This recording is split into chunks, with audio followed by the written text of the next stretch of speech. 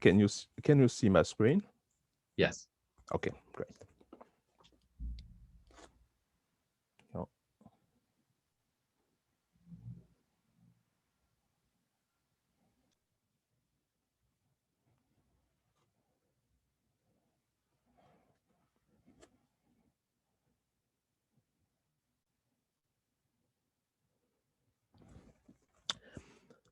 Okay, so let's get started. Good morning, everyone. Thank you for joining our virtual lecture with our guest speaker, Professor Josh Galperin from the University of Pittsburgh School of Law. It's a great pleasure to have you all here today. Our program is founded by the European Commission in the frame of the H2020 program and the Marie Curie Actions, and our research covers a variety of topics related to energy law and climate policy. This series will also feature as a guest speaker on April 29, Professor Uma Autka from the University of Kansas School of Law on an energy law related matter. For further information, please feel free to visit our website, www.law.uh.edu/inner center. Now I'm going to hand it over to our own Professor Tracy Hester, co-director of the Center for Carbon Management in Energy at the University of Houston, and our chair this morning. So Tracy, it's yours now. Thank you, Aubin, and good morning to everybody. It's a great pleasure to see everyone, even if only virtually. It's my pleasure to be the moderator for today and to welcome our speaker, who is always a delight to hear, Josh Galperin. Before I do, I also want to make sure I give a shout out to the other quadrant on my screen right now for Victor Flatt, who is also a fellow professor at the University of Houston Law Center and is the co-director of our Environment, Energy, and Natural Resource Center, which is the logo behind both of our heads. In that regard, I'm hoping that Victor will jump in with questions for our topic for today as well. So my mission today is to introduce our speaker and then set up the topic and get out of the way. Before I do so, just want to remind everyone that this is set up in a format where you can ask questions virtually, including through the question and answer box. We will be monitoring those. Please be sure to use those instead of the chat function, and that way we'll be able to curate them a little more effectively. And we'll also look for opportunities to make sure that we get everyone's questions in as best as we can. So with Actually, that, Tracy, I'm going to sorry, interrupt Victor, you for 1 second. I think we forgot one thing.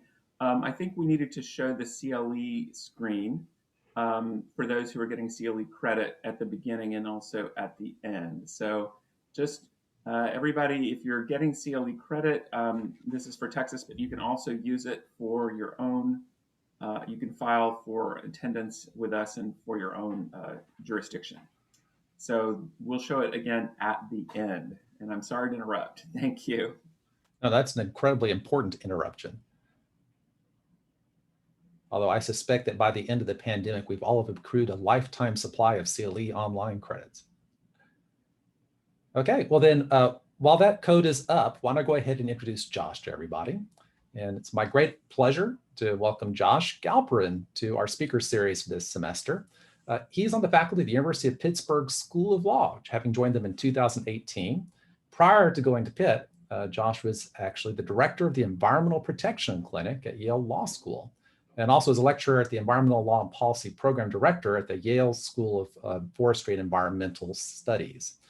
So in that regard, he has been a fixture at most of our workshops and presentations around the country dealing with environmental administrative law policy, and his scholarship focuses in those areas. He's written extensively on environmental law, administrative law, food and agriculture, property, constitutional, and tort law. Before Yale, Josh was also at the Southern Alliance for Clean Energy, where he established and manages their coal plant retirement campaign, which the fact that it's starting to sound anachronistic means that it was successful. He was also legislative counsel at the Bedford, Vermont General Assembly, and also went to Vermont Law School, where he was on the editorial board for their law review. He also has a master's degree in environmental management from the Yale School of Forestry and Environmental Studies. that's the bio. I'll just add a small personal comment, which is Josh is on that short list of scholars that whenever I see one of his articles pop up, I immediately download it without even reading the title, because he's always writing on interesting and fascinating stuff. And it's always a pleasure to read him. With that, his topic for today is uncommon law, judging in the Anthropocene. And with that, Josh, the mic is yours. Thank you very much, Tracy. And thanks for having me, everybody. And Aubin for organizing this whole thing, which I mentioned earlier is one of the most organized event series that I've ever taken part in. So thank you guys very much. That was a nice long introduction, which I appreciate. And Tracy specifically. Actually, okay, this is Victor interrupting yet again. I just wanted to make sure we get rid of the CLE thing now so that we can focus on you and your screen sharing. So there you go. Great. Thank you. So let's see, and I'll just share my screen now before I forget. I'm not going to get to it right away, but so I was saying it's a nice. Uh-oh, am I frozen? It should take a second. There we go. There we go. Perfect. So I was saying it was a nice long introduction, and one of the things you said, which I get, which depending on how you read it, may or may not be true. You said I have written extensively on, and then you had a long list of things, and I have written extensively, but not on all of the things on that list. Torts is one of the things that I've only written a bit on, and this is one of the few pieces I've written in that subject area. So I'm actually sort of glad to have the opportunity to talk about this piece, because common law is something I think a lot about. It's something that I have started writing about. It's something that I teach, but it's a relatively new area of sort of my scholarly agenda. And so just to give a little context before I dive into the substance of the talk. As a scholar, one of the things I'm interested in is sort of comparative institutional analysis. I want to understand the way that different legal institutions advance, undermine, or just generally interact with public interest goals and public interest values. And so I use environmental law and to a lesser extent food and agriculture law to sort of act as articulations of public interest values. And then I use doctrine in mostly administrative law, but also constitutional law and common law, property and tort, to help sort of define, describe, compare, and contrast the different institutions. So tort is sort of and common law in general, sort of a new injection in that agenda for me. And this is one of the first times I've had an opportunity to have an audience to talk about it. So I'm excited. And I hope this is a piece, this article that I'm talking about is a piece people will read, and not just Tracy, because it's short. So instead of the 25,000 word pieces I normally dump on my audiences, I think this one is maybe 8,000 words. So if you have an opportunity, take a look. In any case, the talk is called Uncommon, and the chapter is called Uncommon Law, Judging in the Anthropocene. And the title is actually a bit misleading because, in fact, I want to talk about something that's very common. I want to talk about the essence of common law judging and what that legal institution means for environmental policymaking, what it means in the Anthropocene, in a world where the impacts of humanity on the physical world and the impacts of humanity on one another are completely ubiquitous and unavoidable. So in short, what I want to argue today and what we try to argue in the chapter is that common law judges have a really important role to play in environmental protection. But I say protection here rather than perhaps policy, because judges don't like making policy. And this is fair. And it seems it's fair that judges don't like making policy. And it seems to be a reason common law courts often dismiss environmental challenges. The reason that common law courts and critics think that judges, that reason is that common law courts and their critics just think that judges do not have an important role to play in environmental protection. There's this sense that environmental suits are trying to vindicate broad environmental rights. But really, common law judges need to recognize, and the critics need to recognize, the important role that the courts play in resolving individual disputes, even as those individual disputes are couched in debates over broader societal politics and broader societal values. So instead of making environmental policy, the common law can be a source of satisfaction, a source of momentum, of articulation, of democratic engagement. And in these ways, the common law can contribute to environmental governance without actually being policy making. So we've got this problem that you may have heard about, climate change. And in the US, especially, but not exclusively, in the US, legislatures have responded too slowly, if at all, and Congress has not responded in any meaningful way. So rhetorically then, there's this argument that maybe we can turn to the courts for climate policy. And there are plenty of examples of climate change litigation in the common law, or at least in common law-like claims to the courts. So we had Connecticut versus American Electric Power about a decade ago, right, in which Connecticut and some other plaintiffs sued greenhouse gas emitters under the common law theory of public nuisance. We've got the Juliana case, which was just in the news earlier this week, and I'll touch on that briefly at the end of the talk. But the Juliana case in which youth sued the federal government for failing to plan for climate change and the suit is brought under a public trust theory. Technically, it's a constitutional claim, not a common law claim, but it effectively has all the trappings of the common law, so it works, I think, for this analysis.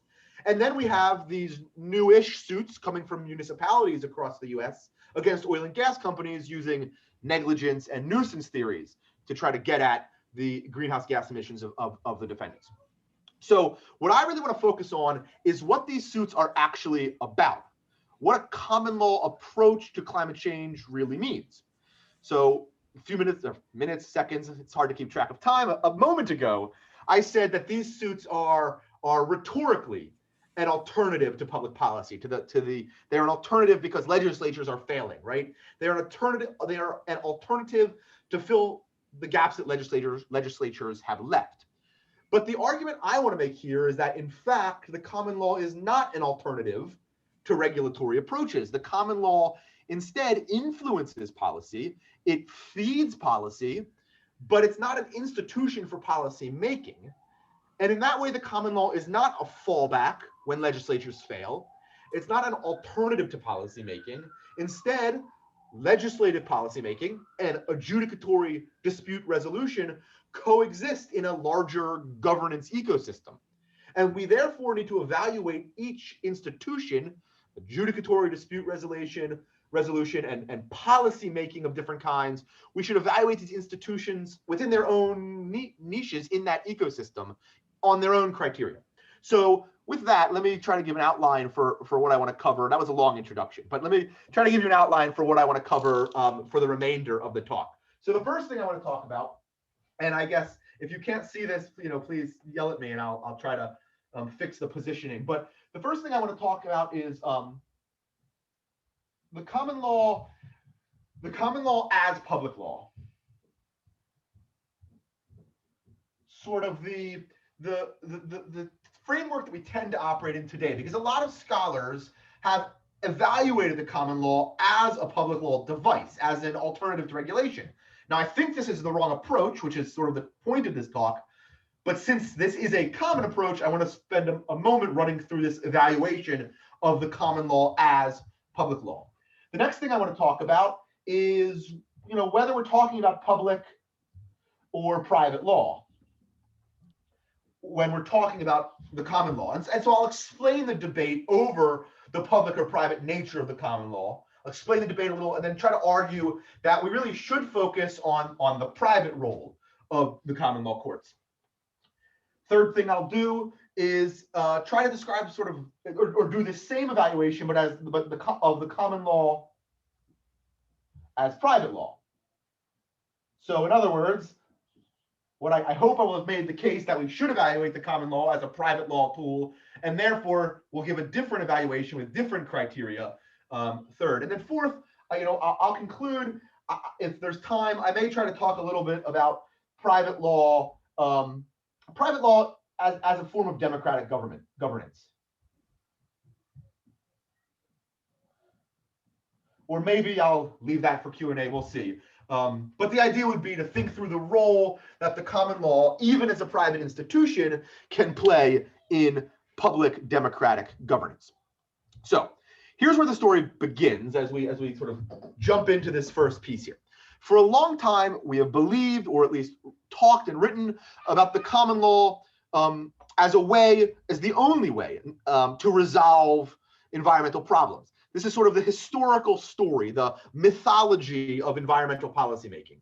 So we're looking at the past now, right? In the past, we believed that the common law, and in fact, the common law was the only way to resolve environmental problems because legislatures just weren't addressing these issues.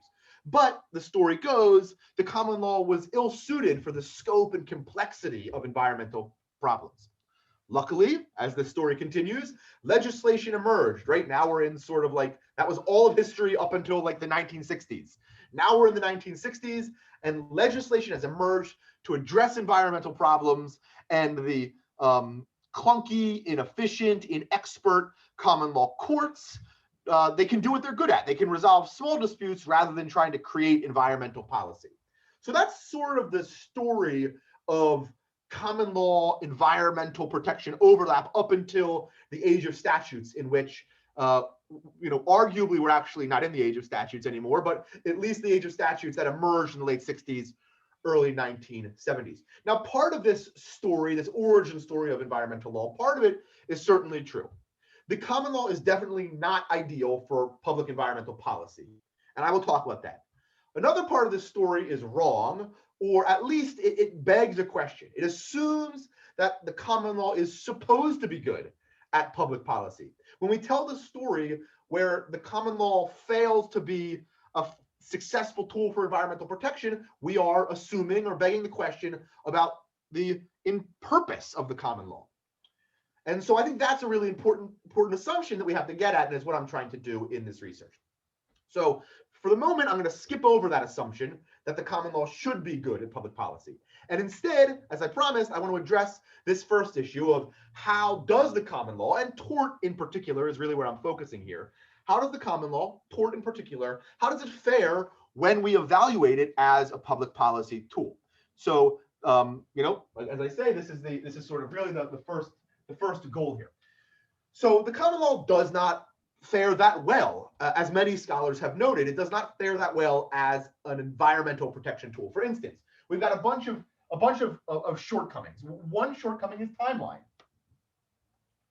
The environmental harms usually occur slowly and over the long term, but the common law is retrospective and it is best at addressing clear past harms. So an environmental harm may not emerge until years after the causal act, and the full extent of that harm may not manifest until years after any litigation. So the timeline of environmental problems does not mesh well with the timeline of the common law process. Another issue we have is the complexity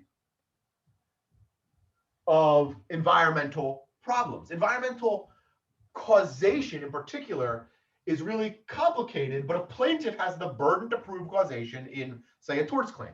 So you may have many possible defendants, many greenhouse gas emitters, for example. So many defendants that might be contributing to climate change. Then you have many different industrial activities, different types of industrial activities that may contribute to water pollution. And this sort of complexity, the multiple defendants, the pathways from emission to harm, this can make it hard for a plaintiff to identify a single defendant or even a small group of defendants, and therefore make it hard to prove the connection between some wrongful act and any harm that may occur. So the complexity of environmental problems also a real issue here. We also have a problem of expertise. Environmental causation, again, is complicated, and judges aren't scientists. So it's hard often to link environmental harm to specific wrongful acts. It's hard to trace, say, groundwater discharges to drinking water pollution, and judges and juries have no particular expertise in assessing this sort of hydraulic connection, nor do most plaintiffs. So the expertise issue here is a definite problem. Incentives pose another problem. Many environmental harms have primarily public damages, things like rising seas, heightened costs for infrastructure maintenance. But the common law usually provides individual remedies. And there's little incentive then for a private plaintiff to bring suit for a relatively small individual damage even if there are very large secondary community or societal damages and very large secondary community or societal benefits, because the individual only has a small piece in that. So the incentives of the common law process, of the common law system, are misaligned with many environmental harms. And types of harm, the types of harm at issue here are also important, and something that the common law and the environment don't necessarily overlap on very well. So the common law addresses primarily physical, property, and financial harms. And arguably, you could say it only addresses financial harms, or almost only addresses financial harms, but at best, we're talking about physical, property, and financial harms. Environmental degradation, I think we can all agree, includes usually physical, property, and financial harms, but often it goes beyond this framework, and it can include, at least to some individuals and some thinkers, the harm from environmental degradation includes sort of non-anthropocentric, non-transactional losses. So for some plaintiffs and some environmentalists, the need to define, the need arguably to constrain environmental wrongs in these transactional terms is a problem. It's a diminution of what protecting the environment really means. And that can be a real issue for some plaintiffs. The next issue is the deterrence capacity. The deterrence capacity of the common law. Common law damage awards, they simply may not sufficiently defer environmental damages and the negative environmental behavior that they're meant to deter. So one argument, which I'm going to return to again shortly, but one argument is that the public policy benefit of common law claims is that the common law claims, that the damage awards, when aggregated, they can send market signals. And these market signals are an efficient deterrent to certain types of environmentally damaging behaviors. But the realities of commerce may undermine deterrence for a bunch of reasons. For example, insurance, right? Insurance protects defendants from paying the full amount of almost any damage award, so they won't necessarily be deterred at the level of the common law award. The inability of potential defendants to actually estimate the potential harm of their own behaviors, not being able to calculate their own risk based on aggregated common law damage awards. This can be a real problem for sending deterrence signals, even if the deterrence signals do fit. The limited liability-based structure of many corporate common law defendants insulates the actual decision makers from any personal liability, which then also dulls any potential deterrent possibilities here. And then lastly, the ad hoc nature of the common law is sort of an obvious problem. The common law system cannot offer a unified or universal solution to widespread environmental problems because everything in the common law system happens on a case-by-case post hoc basis, which of course is very different from legislation. So, okay, the common law system, when we evaluate it as public law, the common law system is not a great fit for environmental policymaking. I told you that would happen. So why do we even do this analysis? Why is there so much scholarship on this point about the role of common law as an environmental tool? Why do we ask about the role of common law courts in addressing major environmental problems? Why do we do that when it just seems so patently to be ineffective? And that brings us to the next part of the talk. Why are we thinking about the common law as a public policy tool? Now, one answer here might be purely practical. If legislatures don't do anything, if legislatures are failing to make environmental policy, then common law courts might be our only option because these environmental problems are existential and we really need to address them. And so we just turn to a perhaps slightly more accessible form of governance if we can't get into legislatures. Sure, that does make some sense, and I don't doubt that that is part of the reason, but it can't be the whole reason. It can't be a total explanation for why we want why we want the common law to be an environmental protection tool. why we want to evaluate the common law as public policy. It can't be the full explanation because the need to act, how do I want to say this? It can't be the whole answer because, in fact, we started asking this question about whether whether common law is a good environmental policy protection tool. We started asking that question just when legislatures were the most active on various types of environmental regulation and legislation, in the late 1960s and early 1970s. In fact, the conversation about common law tort as a policy tool are arguably a response to active legislation from those who worried about the inefficiencies of the regulatory system. So, as Richard Epstein has written on this very subject, he says that environmental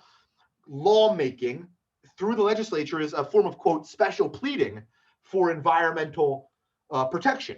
And for some commentators, this emergence of environmental law in the 1970s, this was a problem because it elevated environmental law in a way that just didn't seem sensible, whereas the common law process just sort of filters personal harms through the courts without any special attention to the environmental medium through which those private harms emerged. So let's I'm not sure that was totally articulate. So let me try to look at this a little more closely. So, and again, we're here thinking about why are we doing this analysis, and how do we decide whether to look at the common law as a public or a private tool? So broadly speaking, there are two overarching ways to view the sort of the purpose of the common law. And again, I'm mainly talking about tort in particular here. So these two ways basically turn on whether we see the common law as a private or a public tool, a private or a public institution. So the public policy view says that the common law is a public ordering device. The common law is a public ordering device where individual damage awards send deterrent signals and shape private behavior in order to maximize social welfare. This is, as I said, a public policy view, but we often describe this as the law and economics view. The law and economics view, where the purpose of the decision making is to maximize social welfare, regardless of the problem that we're talking about, regardless of whether it is traffic safety or environmental issues or civil rights. It's a matter of maximizing social welfare. Now, this view emerged in the late 1960s, just as I said, arguably in response to major risk regulation statutes that were coming from Congress. So law and economics scholars argued and argue in part that common law tools are just more efficient and a more precise way to regulate risk. Now, statutes have a number of flaws in this law and economics line of thinking. One of these flaws is that statutes necessarily, as I hinted at, they necessarily elevate the issues that they're addressing: traffic safety, civil rights, environmental protection, food safety, what have you. They elevate these issues, sort of branding them as more important than competing interests, while the common law could strive for neutral welfare maximization without being forced to give special solicitude to any given public interest or any given value. And I think this is what Epstein meant when he said special pleading, elevating these issues beyond just their role in welfare maximization. Now, for what it's worth, to my mind, efficiency, welfare maximization, these actually are particular social values. They're not, they're more general perhaps than environmental protection or food safety. They're less specific, but I personally don't see how they have some meaningful claim to neutrality as if they exist regardless of cultural norms. But environmental protection somehow doesn't exist in a neutral space the way welfare maximization does. But that's perhaps a philosophical debate for another time. So the alternative view, the private view, is that the common law is a private institution, and if it has any impact on public policy, that impact is merely a secondary consequence. It's not the essence of common law. That again is the private law view of the common law. And although the public policy view, the law and economics view, has dominated for almost a half a century, this private law view probably looks more like, what you learned in 1L torts, or how you might expect to actually litigate a common law claim. It's been around longer, even though perhaps it's not been dominant for the past half century. And the private law view says that the common law is a way to remedy an individual's injuries when those injuries result from the wrongdoing of another. Now, there are sort of two major theories, arguably more, but two major theories under this private law view. To some theorists, the core of remedying private harm is through compensation. So where a defendant's wrongful act harms the plaintiff, the defendant must compensate the plaintiff and make the plaintiff whole. And this is the corrective justice approach. Corrective justice. The idea is that the compensation corrects the wrongdoing. To other theorists, the core of remedying a private wrong is the process of empowering an injured party by creating, through the common law system, by creating an official forum in which the injured plaintiff can hold the wrongful actor to account, making the wrongdoer answer for their wrongful behavior, no matter how stark the power difference between the actors, between the plaintiff and the defendant. And this is usually called the civic recourse approach.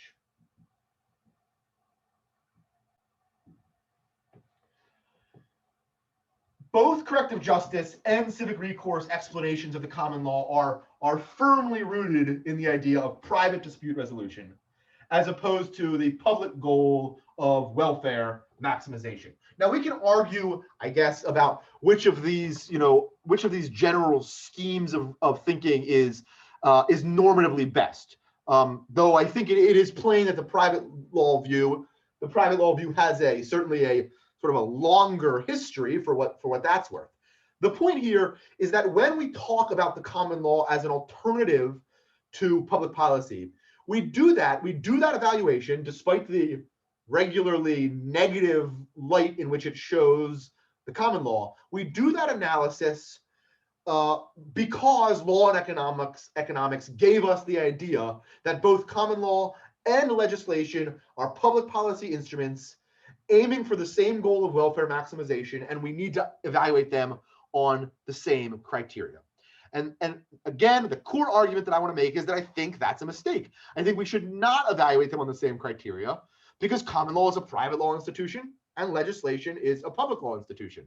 Maybe I'm bootstrapping by making that distinction, but I think it is a useful distinction, because we have to have ways of identifying and comparing and contrasting different types of institutions. And certainly the common law process and the public law legislative process are different institutions. So when we make this simple distinction between public and private law, and when we think about what that distinction actually means, rather than just sort of using those words, we can develop distinctive criteria for evaluating each institution, and then we can better decide the actual pros and cons of using common law approaches to address Anthropocene problems. Likewise, when we make this distinction, we can also free judges, and I think this is in one way the most important takeaway. We can free judges from thinking that they must defer to legislative judgments. We can re-empower common law judges to engage in the private law aspects of environmental disputes. And so that brings us to the next, and what I think I will probably make the last part of the talk, which is evaluating the common law as a private law institution. And by the way, I should probably pause here and just say something else about the terminology very quickly. So I've actually written about the public-private distinction elsewhere, and why I actually think the public-private distinction is overdrawn when it is offered as a fundamental rule for governing. So I want to be clear that what I mean when I use the words public and private in this context today. I do not mean public as in government. and therefore private as in non-governmental. I do not mean public as in open to aggressive intervention, and private as in regulated and governed only by markets and not governments. In this context, I simply mean private law to denote processes for individual dispute resolution backed by or intermediated by courts. And by public law, I mean affirmative actions of government to address issues of widespread concern. So I want to be somewhat clear what I'm trying to get at with those distinctions. And maybe that helps a little bit with the possibility that my whole thinking here is just bootstrapping. Now, returning to the main issue, what are the proper criteria for evaluating the common law as a private law institution? As my co-author on this piece and former colleague Doug Kaiser once wrote, the common law is, quote, a private forum for the airing of grievances, the declaration of norms, and the redress of wrongs. And so I think with that ideal in mind, we should look at the common law and ask whether a given common law claim seeks to do a couple of things. Whether, one, the common law claim seeks to create accountability.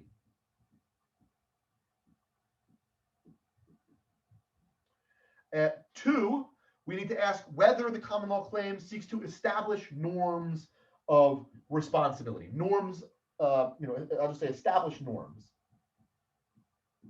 but particularly establish norms of responsibility for social interaction. And third, we need to ask whether a common law claim seeks to remedy specific wrongs.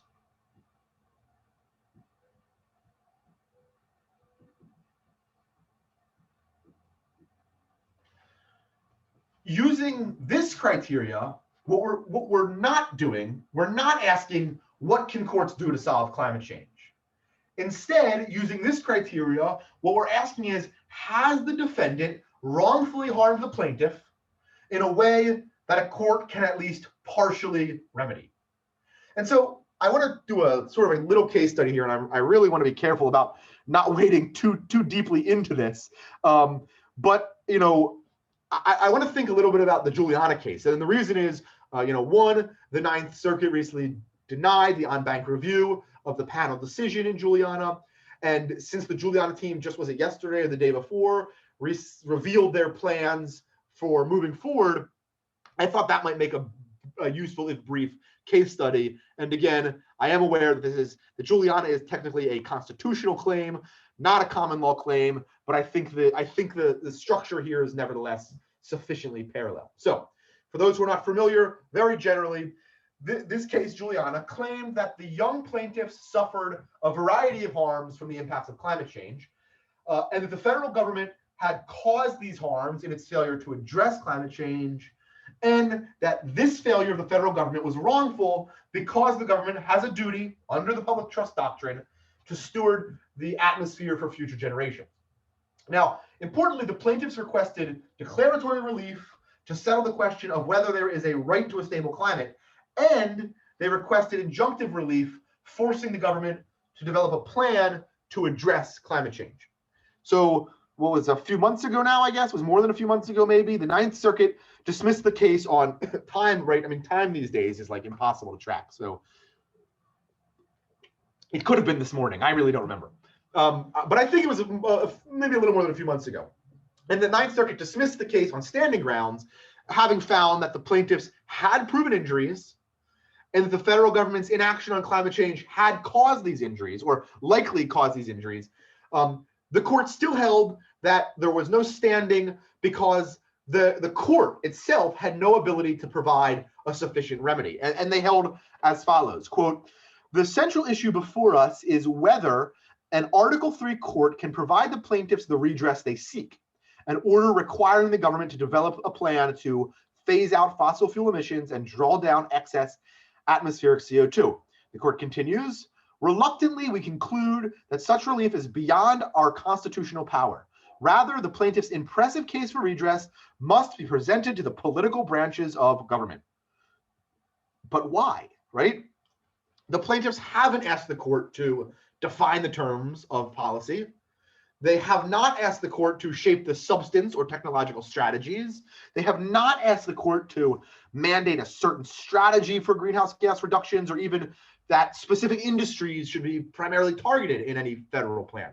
All that the plaintiffs asked is that the court decide what the law is. Does the right to a stable climate exist? Is there an atmospheric public trust? And to make the government develop a plan if there is such a right. And courts have mandated, of course, many things, from defensive driving courses or drug treatments to school desegregation. So it's not as if courts have never ordered specific government action, specific action before. As Judge Aiken said in her lower court opinion, so Judge Aiken is the district court trial court judge, she said that courts have broad power to fashion remedies.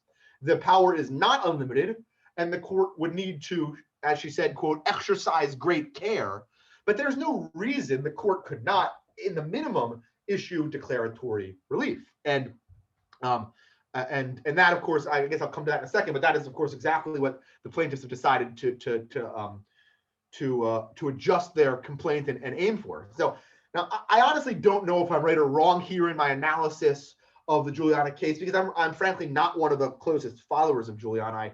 I actually like sometimes to pick case studies that I'm less familiar with because I have fewer preconceived notions. And if you hammer me for that in the Q&A, I will fully understand and I will be contrite. But let me say that, again, that just this Tuesday, it was reported that the Giuliani plaintiffs, rather than seeking cert from the Supreme Court, where they'll almost certainly lose, that instead they're going to seek permission to amend their complaint so that they can focus only on declaratory relief rather than injunctive relief. Basically asking the court, we presume they will ask the court to declare that there is a constitutional right to a stable climate.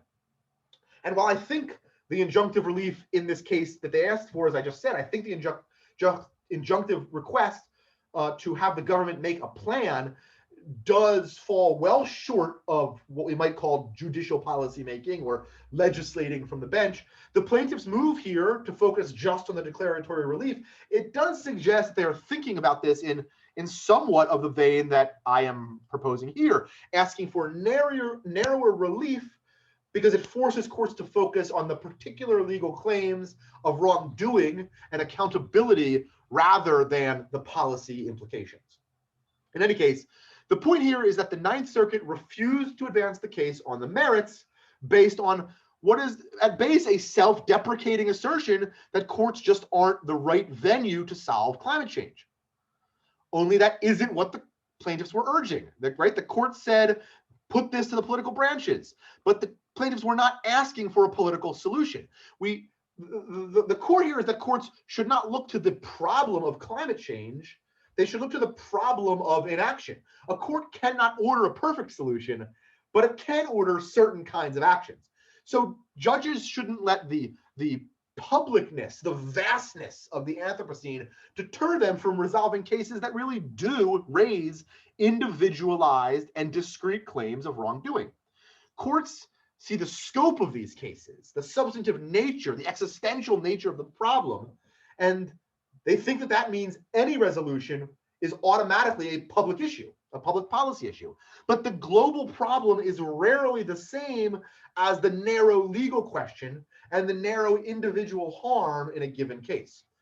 A couple of examples: when there is a car accident, which is, right, the prototypical, I don't know if anybody else teaches torts, I teach torts, the car accident, I must use car accidents as a hypo 4 or 5 times in a class, plus on the final exam, right? The prototypical tort situation, a car accident, the plaintiff in an automobile suit does not ask the court to resolve highway safety. And a court wouldn't say, we can't resolve this because highway safety is a political public problem.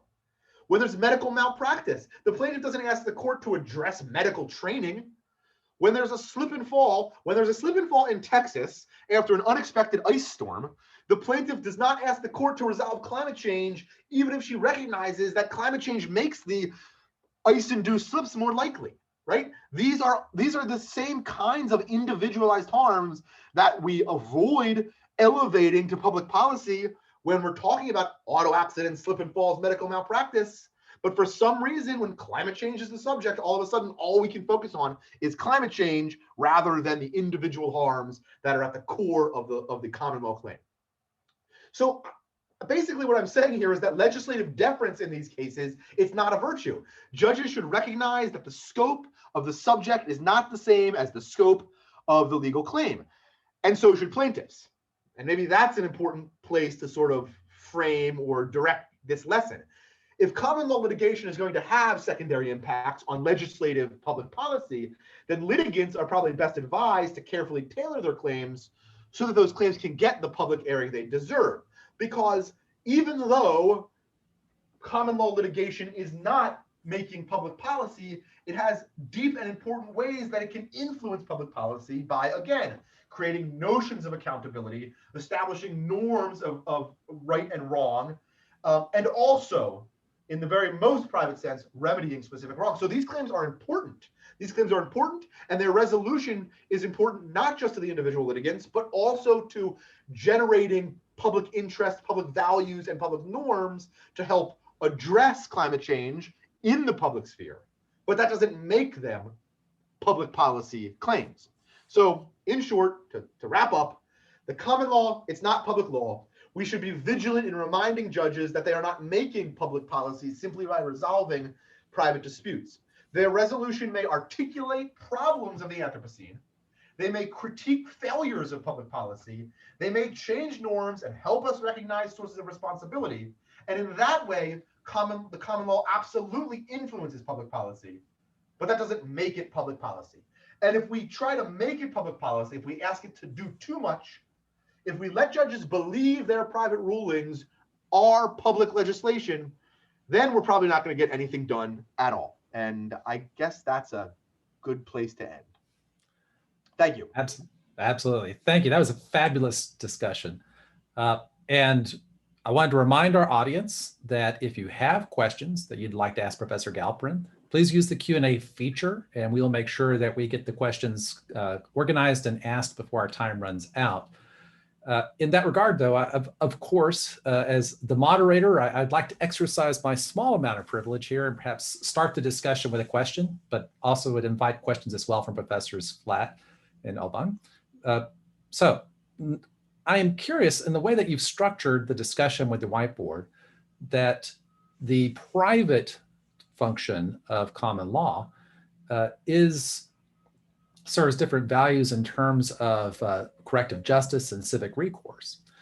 Having said that, you suggest that one possible way to serve those functions is to have the court serve more of a role as a declaratory judgment sphere, as opposed to actually wading into some of the more problematic aspects of large-scale relief that call into question the role of the judiciary.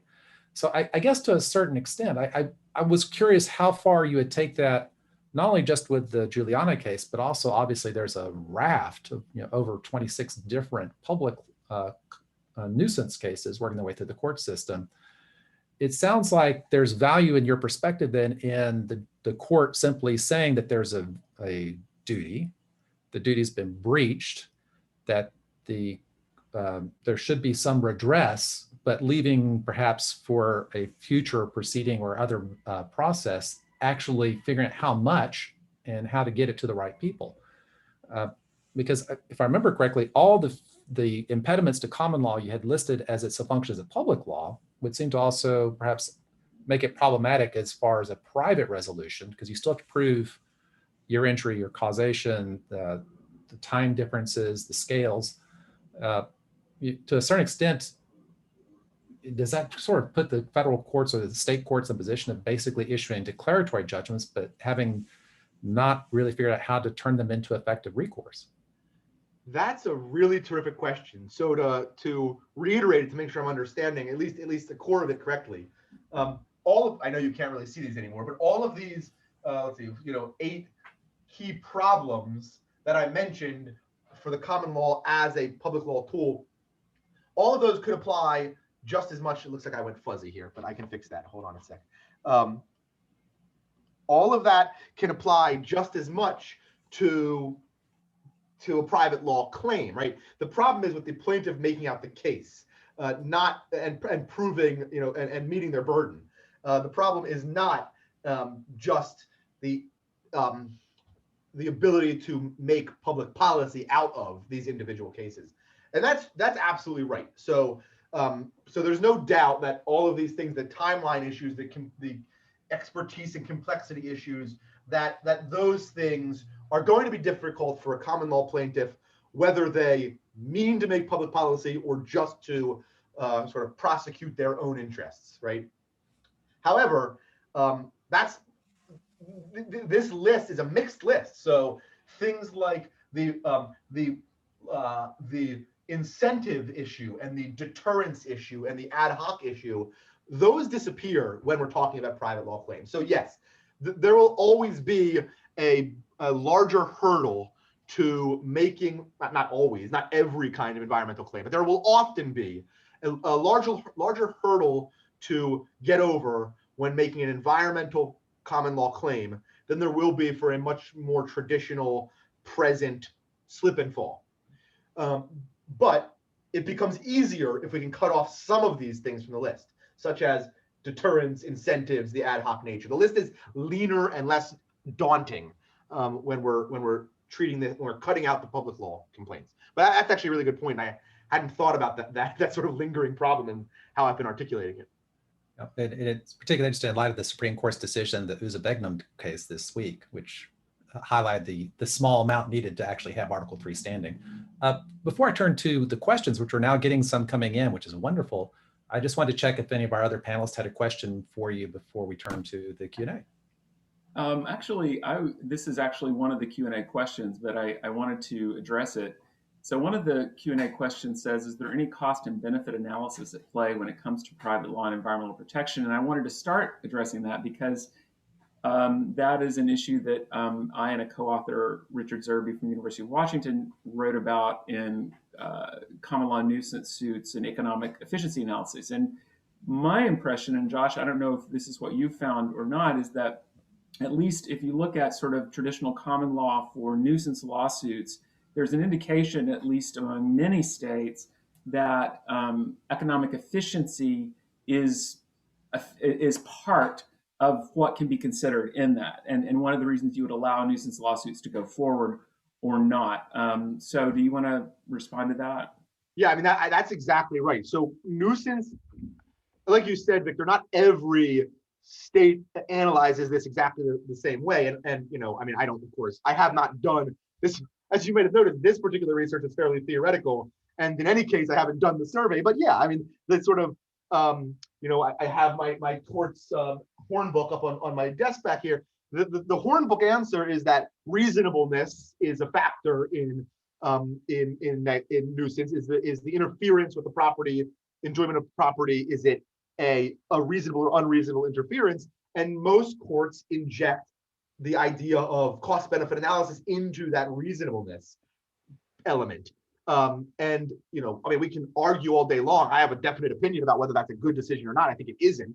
But yeah, I mean, the cost benefit analysis actually has moved its way into nuisance, which makes even this private law strategy look more like public law. Although I would just note, the one thing we did conclude in our paper is that allowing state common law nuisance climate suits to continue is efficient in all circumstances. so we should do it. I'm sorry, you said it's good or deficient? It's efficient in all circumstances, meaning that to the extent this is a factor for states, it should always weigh for allowing the common law nuisance suits. Yeah, I think that's actually probably right, because the cost benefit analysis, when it works its way into these nuisance claims, what it works to do is sort of make us think in the early environmental mindset, the pre-climate change environmental mindset, like boomer, right? We have a big new, relatively new development that's employing lots of people and making lots of money, also causing, what's not insignificant harm to people. And then all of a sudden we're pitting all of these identifiable costs and against benefits rather against less identifiable costs. What are the dirty car costs or vibrations or lost sleep costs compared to what were the jobs, 5,000 jobs that were at stake in Boomer? So today, in a world of climate change and the Anthropocene, the ability to calculate costs, for one, has grown dramatically, but most importantly, the costs of climate change are, I don't need to tell folks in Houston this, but the costs of climate change are much more apparent than many of the environmental costs that were sort of emerging back then. Let me be very cynical here for a second and say, perhaps there were some conservative judges who were back in the olden days who were concerned about the rise of environmental nuisance claims and thought that the cost-benefit analysis injection into reasonableness would be a way to tamp down those claims by forcing us to consider these economic costs as opposed to just worrying about the environment. Perhaps, but the sophistication and the size of the scope of environmental problems has grown so dramatically that certainly that's been turned on its head. I think that's like Ricky Revesz would probably that would be his claim, I think, here. Cost-benefit analysis might have once been a tool that would hurt environmental protection. Now it is a tool that will help. And I think, to some extent, I know moral philosophy arguments notwithstanding, I think that's absolutely true. All right. Well, I think we have time maybe for one more substantive question, and we've got some great ones in the Q&A. One in particular I want to flag for you, which is this complementary nature that you've analyzed in your chapter between that sort of public function and private function of tort law. One of the factors that complicates that is that the legislature actually is in a position to intervene and adjust the roles between those two functions. And one of the questioners has asked if you could talk a little bit about the interplay of the legislature in preserving causes of action, private causes of action, when they set public policy or preemptive. Yeah, I'll say two things. I'll try to be brief, so maybe we can even get a second question and or whatever, an additional question. But yes, I mean, in most states, the private law is largely, the common law is largely statutory now. Much of the process and the specific reasoning and specific elements remain common law-like. Courts have a lot of authority still, but there's a lot more legislative tort than there used to be. And that changes the nature of the process to some extent because it reduces the flexibility in sort of this list of the evaluative criteria for the private common law. But it doesn't make it public law because all the legislatures have done is shape the private dispute resolution forum, except to the extent that legislatures have cut out certain causes of action or created certain causes of action. So, right to farm laws, which basically say you can't bring a nuisance suit against a farm for its stench or its whatever, its pollution. These are actually really injecting themselves into the substance of the common law in a way that most of the statutorization of tort has not done. Excellent.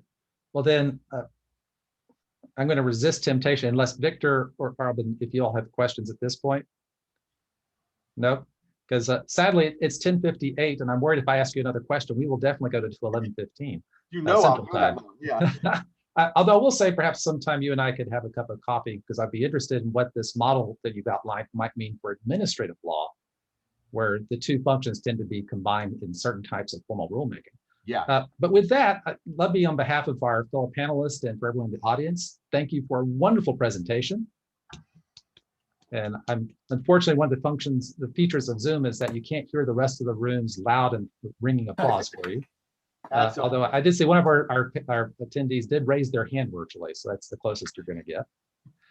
And with that, I'll turn the mic back to Victor and Aubin for anything you'd like to say about upcoming speakers in our series. Thank you.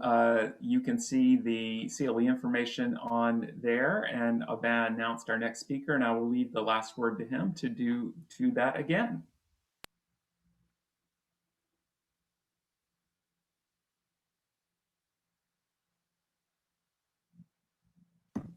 I think he's probably Yeah, muted. I was looking for my microphone.